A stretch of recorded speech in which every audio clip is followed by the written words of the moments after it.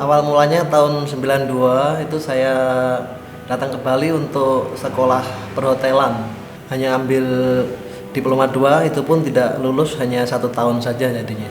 Ketika selesai sekolah tahun 93 sampai tahun 95 itu masa-masa yang sulit karena saya bekerja hanya sebagai daily worker di hotel, itu pun kadang-kadang, dan kadang-kadang juga nganggur, jadi secara keuangan sulit sekali, dan bahkan untuk makan pun juga sulit, sampai-sampai minum air hujan itu sudah terbiasa bagi saya. Tahun 95 itu saya sudah mulai bekerja di perhotelan. Masa tersulit itu ketika kita sudah ada di zona nyaman sebagai karyawan, sudah punya gaji tetap, kemudian tunjangan kesehatan yang tetap, kemudian kita mau berpindah menjadi seorang wirausahawan. Apalagi ketika mulai usaha itu kami baru punya baby, gitu ya. Jadi perasaan khawatir, takut itu pasti ada. Saya resign dari tempat kerja atau dari hotel itu tahun 2008. Tetapi sebelumnya tahun 2006 itu saya sudah memulai usaha bakery bersama istri. Sebelum suami resign, kami sudah mulai merintis bisnis bakery duluan. Jadi itulah yang membuat kami akhirnya pelan-pelan meyakinkan diri.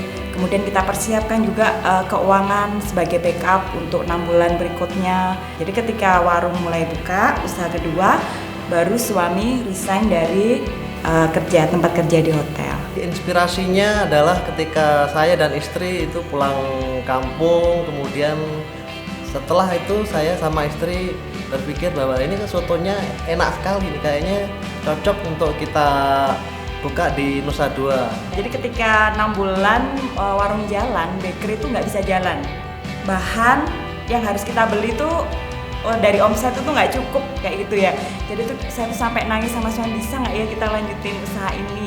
Bagaimana anak-anak? Jadi sempat juga kita mengalami masa-masa saat bisnis yang lama akhirnya bangkrut, dan kita akhirnya survive untuk bisa mengembangkan soto dobrak.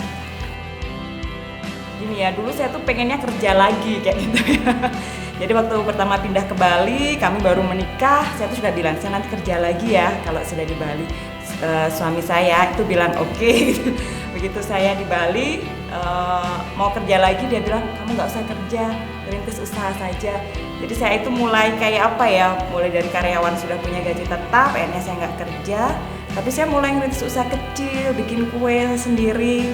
Kemudian saya nitip di warung-warung, kadang ada rasa malu, ada rasa nggak pede, ada rasa saya dulu sudah jadi karyawan, kenapa saya sekarang jadi seperti ini, kayak gitu. Istri itu sangat support sekali. Dulu saya dan istri sama-sama berlatar belakang karyawan, dan awal mulanya memang nggak mudah merubah mindset dari mindset karyawan ke mindset pengusaha. Tapi ketika kami banyak belajar, kita jalan bareng, kita banyak diskusi dengan istri sangat support sekali sampai hari ini. Penyertaan Tuhan selalu kami rasakan ya di By Day. Ketika kami akhirnya melepas bisnis bakery, kemudian kita lanjut untuk bisa mengembangkan soto dobrak, itu adalah keputusan yang kami ambil karena Tuhan juga memimpin kami, menuntun kami. Itu adalah karena Tuhan. Kadang kalau saya berdua sama suami itu kok bisa sampai sekarang, itu kami juga masih amazed gitu ya. Komunitas Komsel kami sangat mendukung ya ketika kami mulai usaha. Semua mendukung langkah-langkah awal di mana kami saat masih mulai merintis usaha kami. Jadi ketika mendapat dukungan dari teman-teman dekat, itu adalah sebuah support yang luar biasa bagi kami. Firman Tuhan mengatakan bahwa ketika kita setia pada hal yang kecil, Tuhan akan memberkati kita dengan hal-hal yang lebih besar. Ketika kita benar melakukan hal yang kecil, hal yang besar pun Tuhan sudah siapkan bagi kita.